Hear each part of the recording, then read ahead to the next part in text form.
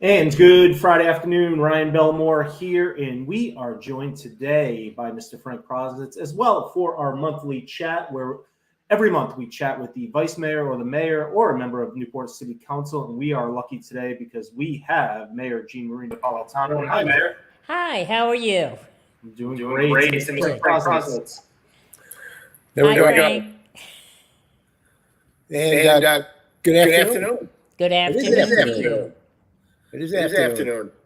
And why don't we start, Mayor, with just quickly, if there are things that are particularly on your mind that you would like to mention this morning? Afternoon.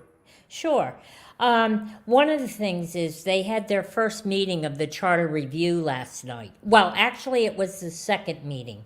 And, I had initially welcomed them, but I also listened to the meeting, and they're going to be working very quickly.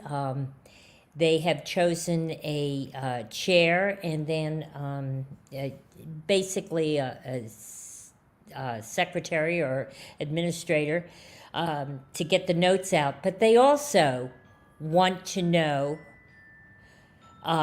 that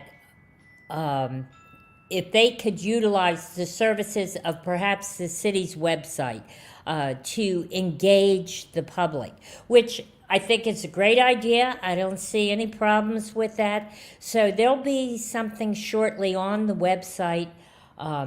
Perhaps, I think for sure the directions to get to the charter to see exactly what it's about, and then ask the public questions that they might have on their mind in regard to the city charter that they would like to see discussed. Are there any pressing issues that you think or that the Charter Commission thinks needs to be addressed even before going out for public input? I don't think so. They were pretty open-minded at the meeting. I mean, obviously, they come from various backgrounds and various parts of the city. And I think their intention is to just make the process more open to the public, to accept the input and discuss perhaps some of those issues that may concern people. They can go any direction they want with the charter. Do you think that they would be addressing whether or not the city should move from an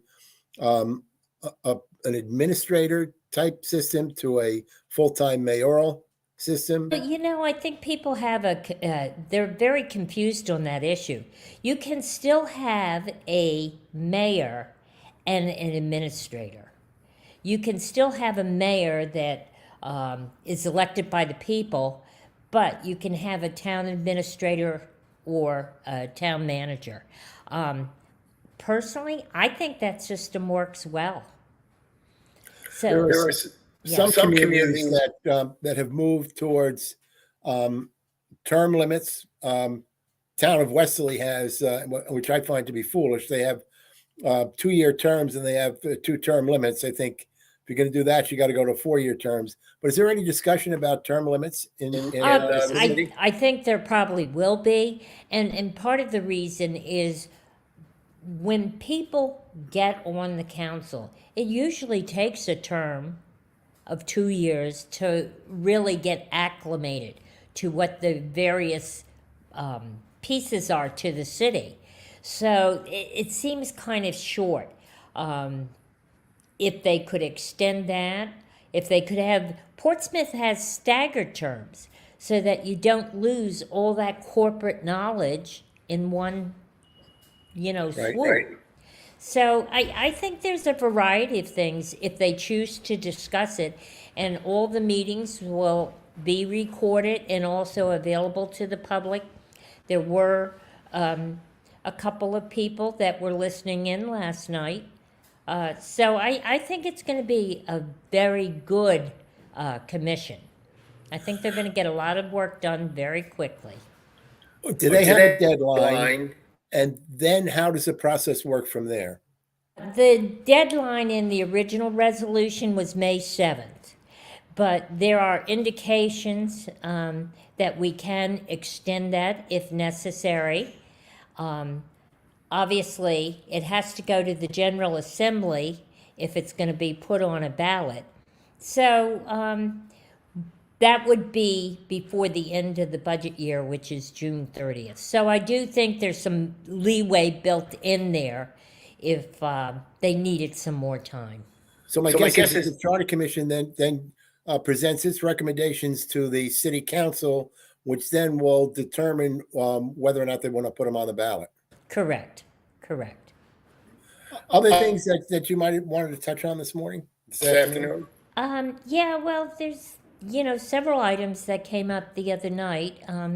We did vote on the extension of the moratorium on the marijuana facility until we have a clearer picture of what's going to be allowed by the state, and that would be in all zones of the city. I noticed that was among the things I wanted to touch on.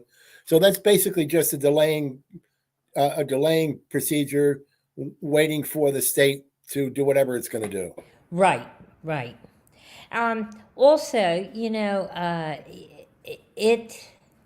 I think it's important, if in fact we're going to look at this, that we look at the entire city, not just the north end. And I have said that before. I'm a little bit concerned because of some of the businesses we're trying to attract, particularly those that are working with the Navy, that they would be reluctant if we were in the middle of an area where there was a, facility. I don't know. That's a discussion the planning board will have.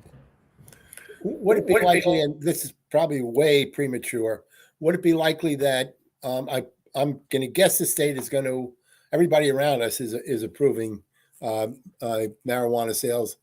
If the state does that, would you suspect that in Newport it would be relegated to certain zones? Well, I don't think so. I don't think so. You mean like a commercial zone? Which a commercial zone or whatever, but being excluded maybe from certain areas of the city that you might feel might be more objectionable to the Navy. Yeah, I think you're right. I think I don't know if you're familiar with any of the other facilities, but there have been a number of issues, not only in Portsmouth, Rhode Island, but also up in Massachusetts.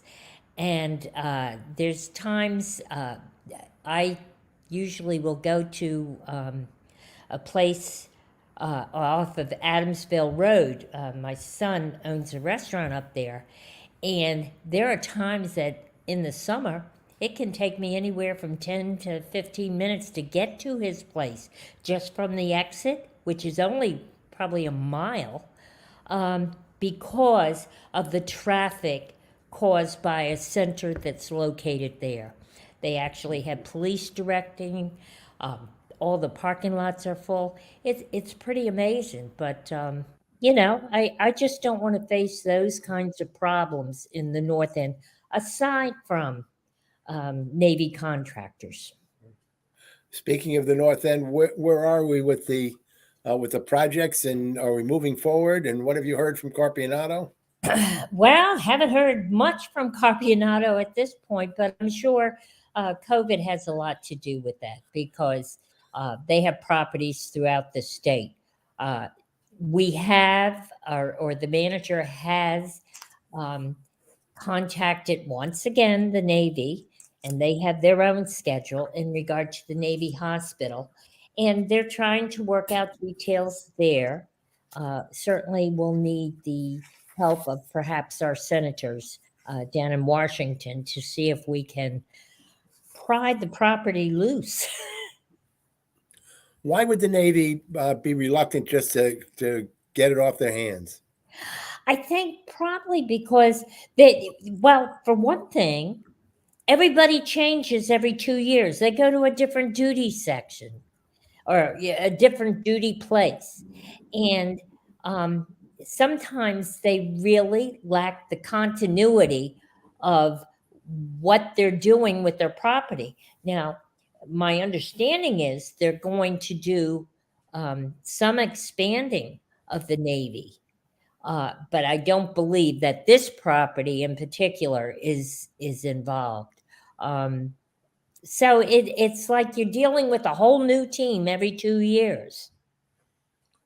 What is your expectation in terms of the expansion Um, you mean the North End or the Navy or the High? Navy? Oh, I think I'm not sure if they're planning to put additional schools here, but it's not only the Navy; it's the Coast Guard too, and they're having their ships on the property. So I think it has added to the problem of Navy housing that was available, particularly to retirees. And now they're being told that there's new people coming, to Newport to work on the base, and they haven't renewed their leases. Is there a benefit to the city for expansion of the Navy and Coast Guard in Newport? Well, I think there's always a benefit for the city to have additional people year round, and their jobs that they have are year round.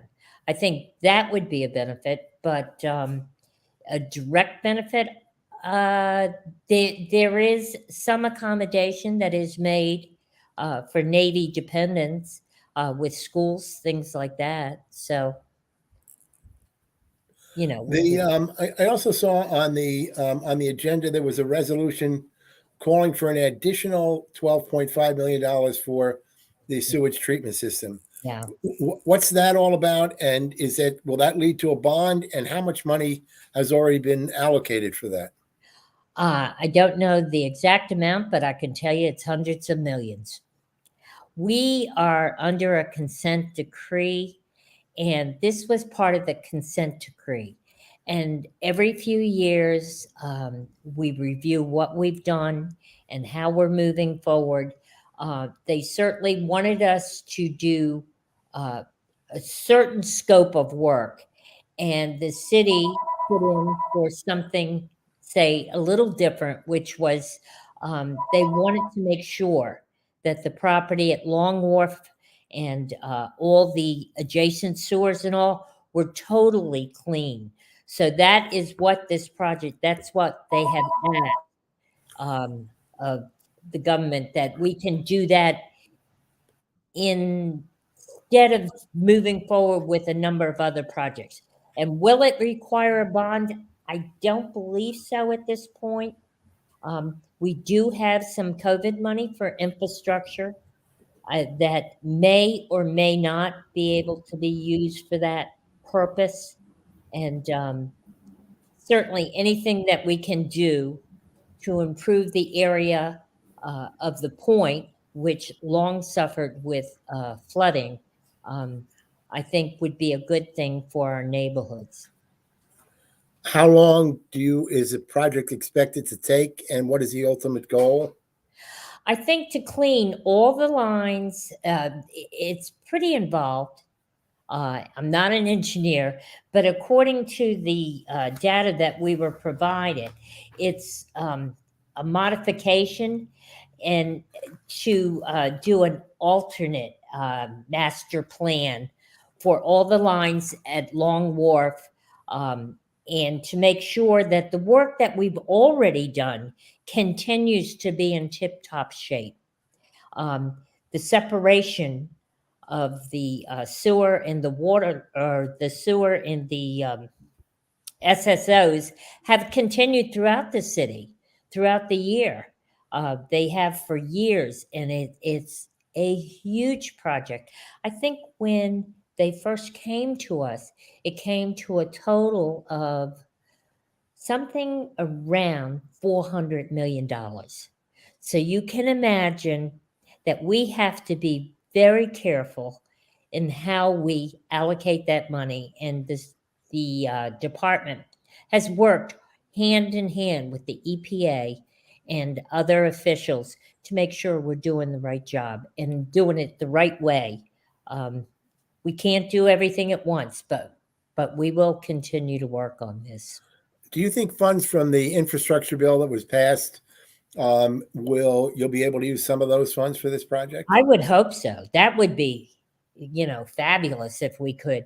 And we recognize we're not the only place that has this issue.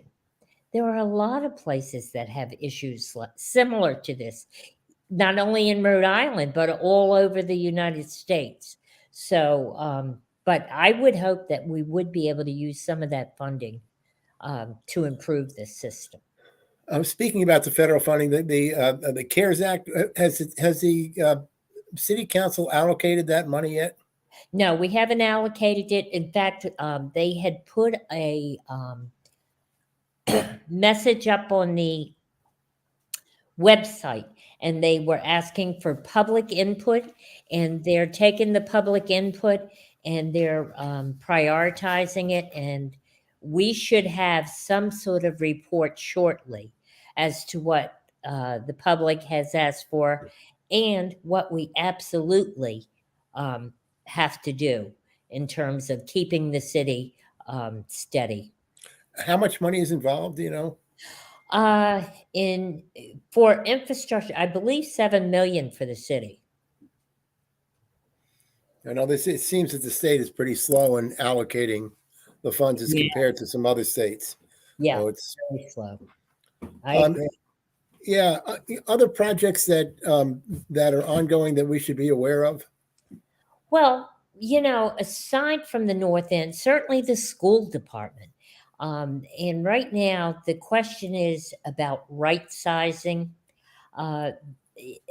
Initially or recently, they have come back and stated, they needed more additional space and all this other stuff. And I know for one, as a council member, we approved bonding for $109 million. That's a hefty sum. You look around to other communities and they're approving 10 million here or 20 million there for their school improvements. We approved the money for 2 schools, Pell, which does have to be expanded and they're in that project right now, but also Rogers to do the upgrades and everything else there. And they came forward and said they needed another 12 million. I felt very uncomfortable at this juncture. I'm not sure how the other counselors felt, but I felt uncomfortable at this juncture after the taxpayers just approved the 109 million and they've yet to see the results of that. I understand it all takes time. So right now they are in the process of right sizing the school for the number of students they have. They have been making some changes, and I'm looking forward to having a conversation with them. That $12 million is reflective of both Pell and Rogers, or just of? I think just Rogers, Frank. Just Rogers. Because Pell, we've spoken with the superintendent, who has indicated that the project at Pell, from when the bond was passed to now, the actual costs have increased like 24% based upon material costs and all of those. So I suspect that's where the $12 million comes in. Well, primarily it was Rogers.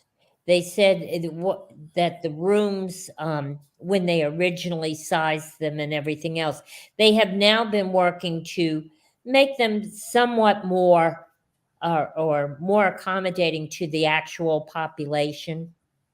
So I'm looking forward to working with them and getting the job done. Has the school population increased, decreased? The school population has been pretty steady. The increase that we saw, surprisingly enough, was at Pell School. And that's because of the expansion of not only kindergarten, but pre-K. We've had kindergarten for years, but the pre-K added to that. And they took over rooms that were originally designated for music and other things at Pell School. So they felt there was a need for the expansion at Pell School. And I did too. Now that project has actually begun. Do we have an idea of when the Rogers project will begin? I think they have to break ground in February. Okay. And it has to be completed 24. February is okay. 22. Yeah, it has to be completed by 2024. Now, when we talk to 109 million, that is a city share. That doesn't take into account the state funds of I forget what percentage the city gets with the state funds. You mean the school or the city? School department got a sizable amount too. Right. But that's not inclusive within the 109, right? 109 is the city share. On top of that is the state funding. Right. So that should amount minimally. It was 35%. Presumably, there were some of the incentives that the city was able to qualify for, which could bring it up to, I think, maximum 52%. Right. Which would be great. You know, I was just talking to the mayor of East Providence, and initially I was under the impression that, you know, they were way up there, 80 or 90%, someplace around there. And then when it finally came in, they're about 58%. So, you know, but they have a lot of students up there. They have 2,200 in their high school. And they just built a new high school, I believe. And I heard it's fabulous. It's massive. I've ridden by it. It's massive. Yeah. You know, I was amazed that it looked like one of these huge factories that you would find somewhere like. But I was surprised at how large it was. Yeah. I wanted to move to, you know, everybody's favorite subject, and that's COVID. We're all getting weary of that, I think. You're back to, I believe you're back to Zoom meetings, correct? Yes. They were asking me, I guess, late last week, what I thought, and I said, hey, I want to go to Zoom. I don't know about you, but every time I turn around, somebody has told me they have COVID, and that's even the vaccinated people. But fortunately, that the ones that have been vaccinated and boosted, just lesser symptoms. You know, they're not as sick as those, of course, that haven't been vaccinated at all. So I just thought, you know, it's time. It really necessitates us to go back to Zoom. I'm hoping the way they described this Omicron, that it's rather a quick hit and then go down again, so that we can get back to our meetings, you know, at City Hall. But that's all pending on what happens in the future. Today's New York Times had some interesting charts that really showed the differentiation between those people who are vaccinated and those who are not vaccinated in terms of hospitalizations and deaths, you know, which is really where the differentiation is. While vaccinated people can get Omicron, with few exceptions, it's not nearly as severe. Right. The other quick note, I spoke with the medical director for Yale New Haven's Lawrence and Memorial and Wesley hospitals, and he's been pretty much on top of a lot of the stuff in a lot of stuff going on in Connecticut with Pfizer and so forth. And his projection is that things will begin looking better in by March. That'd be a great hope, and it would be terrific for the St. Patty's Day parade, I think. Yeah, we just proved that. And it was funny because there have been separate conversations, and they had indicated, if anything happens and we cannot do it, because of government regulations or anything else, would the council be willing to look at the fall? I said, absolutely. 2 years for a parade that has become an institution um, is a long time. They're going to have to get people back and everything else. Obviously, we'll do everything within our power to um, make sure that it happens for them, because it's gone on for so long. It's such a tradition. And I think people would be pretty upset if we didn't have something to look forward to in March. Yeah. Well, I would also suspect that that's a pretty good economic generator for the city. Oh, yeah, yeah. Well, not so much for the city, but certainly Well, for businesses. the Yeah. businesses. And also, it's the feeling that people have when they see the St. Patrick's Day parade. A lot of times I'll hear them say, "Spring's around the corner." Right. So Yeah, I went pitchers and catchers report. That's when I figured spring is here. So, other things going on ever COVID related? Anything else that's happening in the city or that the council well, is yeah, doing? like any place else, we are having some staffing issues. Um, and because we're trying to fill in and do patchwork, and city hall hours at different times have been shortened. All government buildings require a mask. And what I have noticed, there are a good number of businesses that have signs in their window, must present vaccination, which I think is really positive. The smaller places, I think for the most part, at least those that have been vaccinated, are more comfortable knowing the people in the restaurant or wherever they are also have been vaccinated. So It's interesting when you walk in some places, they make it a point to let you know that all the employees have been vaccinated. And absolutely. that instead of it being a negative, it becomes a real positive. It's unfortunate it has become a negative. I mean, you have to remember about polio. I do. You know, Yep. we all lined up. Everybody got a shot. Um, there was one um, kid in the neighborhood that had gotten polio. The lines were at the door, out the door. They were giving it at the school, at the schools, the shots and stuff. I mean, it just makes sense. I really have a hard time with the anti-vaxxers, and believe me, I have some in my family down in Virginia, and I'm like, you got to be kidding me. It's become politicized, I and know. I'm not going to go into the percentages relative to political parties, but it's No, I clear know. it's clear that this is not an issue about public health.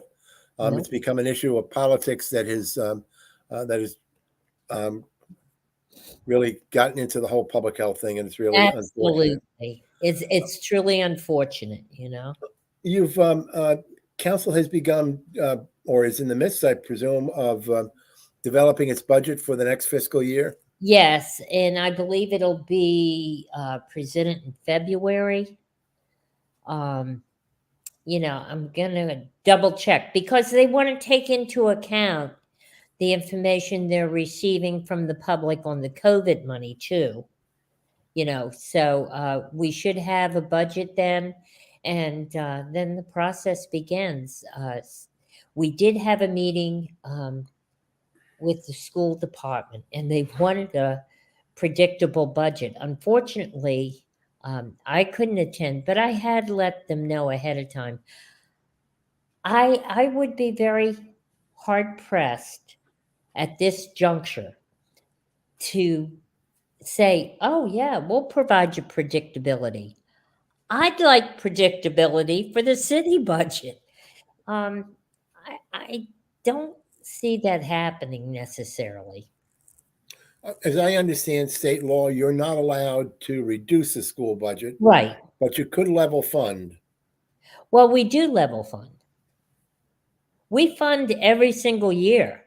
No, I understand that, but I mean, as opposed, you don't have to increase the budget, Right. but you have to at least level fund it from the year before. Right. Exactly. Exactly. You And don't and it's also based on the number of students. Now, there was only one time in my entire career that I recall somebody questioning the number of students. And at that point, the number was less and there was a reduction. But that only happened once. Most of the time, we level fund and we try to do the same thing that we do with our budget. And if our budget, if we're given the city 1%, we'd give the school department 1%, or right up the line. If we were doing, 3% for the city, we'd give 3% to the school department. I'm assuming, although I don't know offhand, contract negotiations with the unions in the school department, are they all concluded? In the school department, The teacher's contract and I don't know. okay. I believe they are. I believe, well, I know the teacher's contract is, but I don't know about the other, organizations. I wanted to move to one more thing on my agenda. I don't know if Ryan has anything or you have anything more, and that's a lot of times at this time of year, as the councils get together, they sit and prioritize what they're looking out and what their major objectives are for the coming year. Is the council doing that, or has it done it? Well, the council will be meeting with our legislators in a few weeks, and that will be publicized. So obviously, we want to work with the state for certain priorities, particularly in places like the North End or the housing issue. But and just to refer to some of the issues that are facing Newport, obviously, we got to get the economy normalized. And I've had an awful lot of different people willing to step up. And I'm talking people in business saying, when are we going to get back to normal? I'd love to be able to say we could do it tomorrow, but we're also dealing with the COVID responsibility. So, I just have a feeling it's going to be a good year. Yeah. Anything that gets us out of this stuff is going to be a good year. Oh, honest to God. One other thought that came to my bridge realignment. Where are we with that? The bridge realignment, there was a meeting this morning in the manager's office in regard to that, and I don't have the update yet. We'll have to try and check on that. I also know today that GrowSmart Rhode Island, I believe it is today, has their transportation summit, and we're going to be looking at that with Scott Wolf hopefully next week at what occurred there and what their expectations are relative to the infrastructure money. And I'm sure that involves virtually every part of the state. Ryan, you have any thought? Hey, hi, Ryan. Hey, how's it going? I've been napping back here. Good. Now, paying attention and running the back. Mayor, Michael brought up a good thing in the comments, and I hadn't thought about this in a while. I'm going to guess maybe 5 years ago, the city mailed out a survey to every resident in the city. Any plans, do you know, or would you like to see that done again? I would like to see that done again. I thought it was very helpful, and I think at the time, the number one concern that came out were roads and sidewalks. Go figure. We've now faced 2 years of total upheaval. So it would be interesting to see what the priorities are at this point. It would be. And I think it asks a whole bunch of questions. And just brought it Yeah. up, and I just thought about it. It's about that time to ask again. No, Maybe you're around right, charter Ryan. review. Yeah. Yeah, yeah. I thought that was a great idea, a citizen survey. And then finally, you can remind us. Frank might actually know better. It's almost time for what May, the deadline for people to start declaring their candidacy for October. I actually think it's June. June. June. Yes. It's So, but this is the perfect time for you to tell us what you're going to do. like I know what I'm going to do tomorrow. I pitched it to you, Frank. Yeah, there you go. There you go. There, he had the nerve to do it. Yeah. So my question to you is: Would you have aspirations of? And I'm not asking you to declare now, and you may very well want to stay on the council, but do you have aspirations of perhaps moving on to the legislature? God, no. I think Does that's that answer it? Yeah, that answer that actually somebody had that as a rumor. Yeah, just so you know where I'm coming from, I have developed relationships over the years with a lot of people upstate, not only in the assembly, but also in the different departments. And I love my job right now. So, I just, I'm not sure I'd fit in that well up there because it's nice. People always like to come down to Newport, whether it's a department head or, just to discuss something. So no, I have no aspirations. And I'm going to ask you a question that you're going to tell me you don't have an answer to, and But that's whether you have a favorite in the gubernatorial primary. in the gubernatorial, We have at least the last time I looked, we had at least 4,000 to 5,000 people who had declared on the Democratic side for the Right. primary. We have about 5, I guess. You have any favorite or well, I've known Dan McKee for a long time, and I'm not always happy with some of the decisions he's made, but I do understand, it's difficult. Whether you're a mayor, whether you're a counselor, or whether you're a governor, you got to make some tough decisions. So right now, I'd probably be leaning toward the incumbent, short of him doing something that I just, but I haven't been happy with some of them, some of the decisions he's made, and I've let him know it. And that's all. Man, I was actually going to ask a question, but in a different way. Is the city of Newport or yourself or the city council communicating with the governor, asking them to extend things like the remote meeting that expires on February 4th? Is the city actively communicating and weighing in? I know there's Absolutely. also Absolutely. And initially, in terms of the remote meetings, I was kind of biased against them because it's a different feeling that you have when you're 7 of you are sitting in that room and you're dealing with people versus Zoom. But there are some advantages to the Zoom. So, and I've been able to experience that too. I don't know if you were available or had noticed at the last meeting. And it finally, people said, "Oh my God, we were so glad you finally used that gavel." It's very hard. You want to be respectful of your fellow counselors, but the bottom line is everybody is going to have an opinion on it. Everybody's allowed to talk.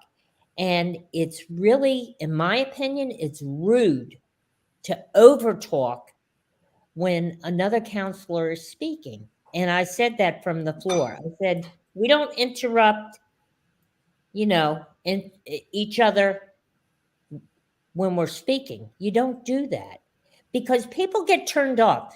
They might get a little excited. They might say, well, you go, or the other person, but they get turned off with politics. You see that all the time. You see that in Washington, for God's sake.